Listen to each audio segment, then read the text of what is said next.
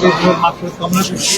আমরা মনে করি বাংলাদেশের রাজনীতির যে দিক নির্দেশনা, বাংলাদেশের রাজনীতির দর্শন, বাংলাদেশের রাজনীতির চিন্তা ভাবনা, এই চিন্তা ভাবনা যে আগামী দিনে তাদের যে উত্তরসূরি তারা আমার এই দেশের মানুষকে এগিয়ে যাবেন।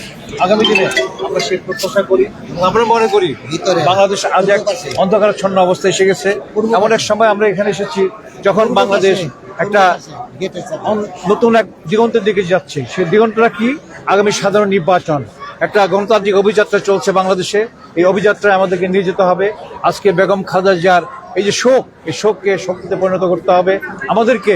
সত্যিকার অর্থে তার মাগফিরাত কামনার মধ্য দিয়ে আল্লাহ পাক তাকে যে সম্মান দিয়েছেন, এদেশের মানুষ তাকে যে সম্মান দিয়েছে, বিরল ঘটনা, পৃথিবীর বিরল ঘটনা। কোটি মানুষের যে তার যে আত্মনাদ, কোটি মানুষের যে তার জানাজা অংশগ্রহণ, এর চেয়ে বিশাল আর বাংলা পৃথিবীতে কোনো ঘটনা ঘটে নাই।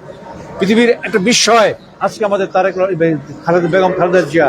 তার প্রতি আমাদের শ্রদ্ধা, ভালোবাসা অকুণ্ঠ থাকবে। এদেশের মানুষের ভালোবাসা শহীদ জিয়া এবং বেগম জিয়ার প্রতি আজীবন যতদিন বাংলাদেশ থাকবে ততদিন তাদের প্রতি ভালোবাসার শ্রদ্ধা থাকবে। এই প্রত্যাশা রেখে সবাইকে ধন্যবাদ জানাচ্ছি এবং তাদের আত্মার মাগফিরাত কামনা করছি। আল্লাহ তাদেরকে বেহেশত নসিব করুন। ধন্যবাদ সবাইকে, ধন্যবাদ।